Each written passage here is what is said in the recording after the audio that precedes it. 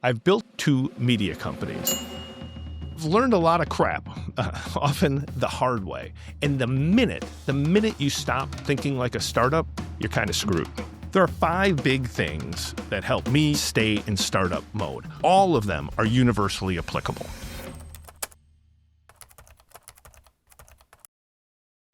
First of all, you need to adapt.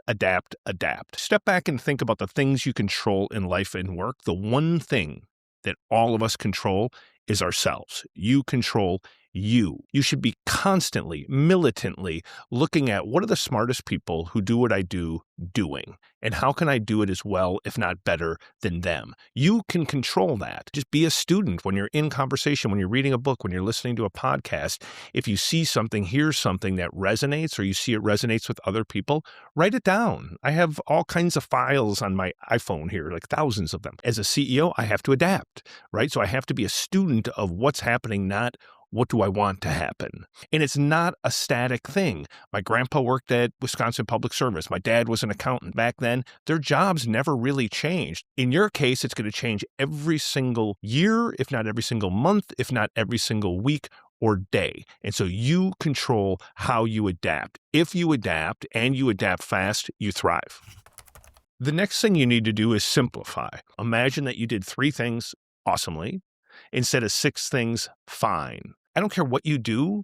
There's 2 or 3 things that if you crush, you'll be really good at your job. So simplify that. What are those things in order? And are you spending an appropriate amount of time doing each of those activities? Also do the flip of that. What are the 3 things you do that don't make that much sense or a waste of time or you're not that good at? Stop doing them. It's magical. And it seems small, but it's huge because all of a sudden, all your energy is going into making a difference. And that is the startup mentality, is thinking about how can I get as much done as fast as possible that makes the biggest impact so that I shine and that the organization shines. Like everybody should get jazzed by that. The third thing is activate. People waste so much damn time thinking, talking. Like, don't just do. If you have an idea, if there's something you're going to do it today. If you have an email to send, do it now. I don't buy that you can't do it because I do it. I feel like I'm one of the busiest people I know, but I respond to almost every email instantaneously. If I have an assignment on my to-do list, I do it today. It's like a drug. It's like adrenaline. You start doing it, it gives you motion. It's like you're sprinting. The hesitation people have in doing things fast is that they worry about failure.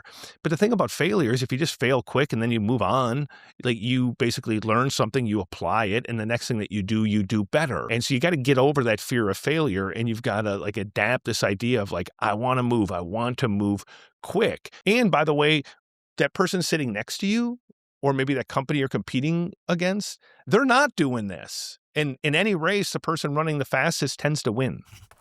The fourth thing is, I'm not telling you to be reckless. I'm telling you to be relentless. When things change fast, and I can guarantee you they're just going to keep changing faster, you got to keep at it. You got to be relentless in pursuit of being as good as you can possibly be at work. I've never understood why anybody would take a job and not want to be the best at what they do. And I don't care what you're doing, whether it's in woodwork, whether you're a CEO, whether you're an engineer, whether you're an architect. Given that you're allocating the vast majority of your waking hours to doing it, you should want to be the best damn person you can possibly be in that specific role. Once you adapt to this like relentless mentality, it's almost like you put on a different set of glasses. You can see it. You can feel it. Your colleagues will see and feel it. Your customers will see and feel it. You can see when a company's relentless, and you can see when it's become complacent. This isn't an era where you can sit still. Will never be a static era again in our lifetime. So adapt to it. Be relentless. I don't care if it's your first day out of college on your first job. I don't care if you're a CEO or the President of the United States. You're all leaders. We're all leaders. Other people watch us. Other people play off of us. Other people take our energy. Other people take our habits. And it becomes this force multiplier. That's what's true about all 5 of these tips. They are absolutely contagious. I've seen that. I have it, but I have a team that has it, and their team that has it.